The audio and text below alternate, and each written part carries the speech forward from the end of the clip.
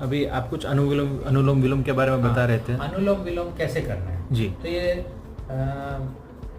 अगर आप टेक्निक को ठीक प्रकार से सुनेंगे तो सुनने के बाद उस तरह से आप करेंगे तो आपको बेनिफिट मिलेगा। तो होता क्या है, अनुलोम विलोम मतलब क्या है, आप एक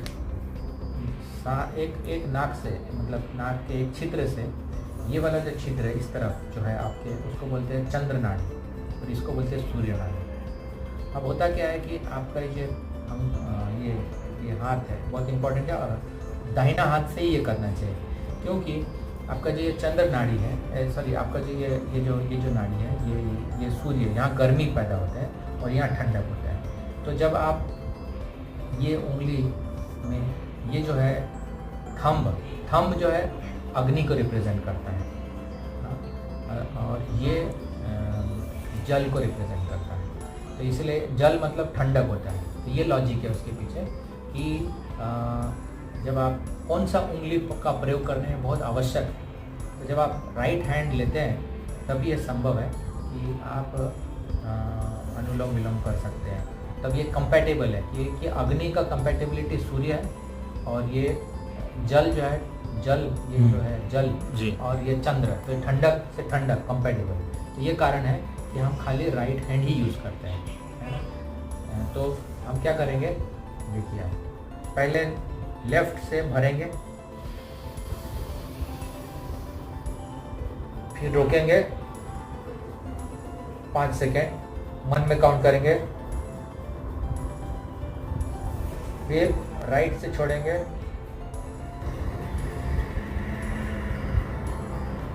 पूरा छोड़ देंगे, फिर राइट से ही वापस भरेंगे,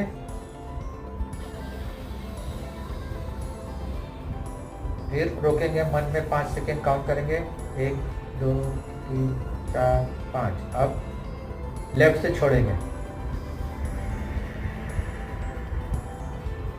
तो ये पूरा एक साइकिल हो गया।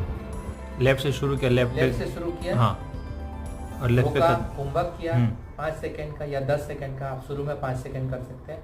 फिर उसके बाद राइट से छोड़ा, हाँ, फिर राइट से फिर से भरा, पूरा भरा, जिस तरह से लेफ्ट से भरे, हाँ, भरना उतना ही है, पूरा कैपेसिटी से पूरा भरना है, फिर रुकना है और फिर लेफ्ट से छोड़ना। तो ये लेफ्ट में वापस आ गया, हाँ, तो ये एक साइकिल हो गया। ओके। तो ऐसा ही आप 1 साइकिल, 2 साइकिल, 3 साइकिल, 4 साइकिल, कम से कम मेरा रिकमेंडेशन है कि आप एक बार बैठे तो 10 साइकिल करें। बराबर। अगर आप 5 सेकेंड रुकते हो, हाँ, तो 10 साइकिल करने में आपको केवल 5 मिनट ही लगते हैं। तो शुरुआत में ये अच्छा है। तो इसका कोई टाइम ड्यूरेशन है या फिर कब कर बेस्ट है कि आप मॉर्निंग में करें, लेकिन आप दूसरे समय भी कर सकते हैं, लेकिन खाने के बाद तुरंत नहीं करने का, थोड़ा टाइम के बाद करना। बराबर। थोड़ा आधा घंटा 1 घंटा के बाद करें तो अच्छा है, अनुलोम विलोम के बाद। और उसके फायदे क्या बोल रहे थे? फायदा ये है कि अनुलोम विलोम आप ऐसा प्राणायाम है कि अनुलोम विलोम अगर व्यक्ति कर रहा है आधे घंटे, समझ लीजिए दिन में, या केवल 5 मिनट भी करता है, हाँ, तो उसका कफ, पित्त और वायु बैलेंस होता है। और आयुर्वेद के हिसाब से अगर कफ, पित्त और वायु बैलेंस है, हाँ, तो कोई भी बीमारी आपके घर, आपके शरीर में प्रवेश नहीं कर सकता है, इतना गारंटी है। बराबर।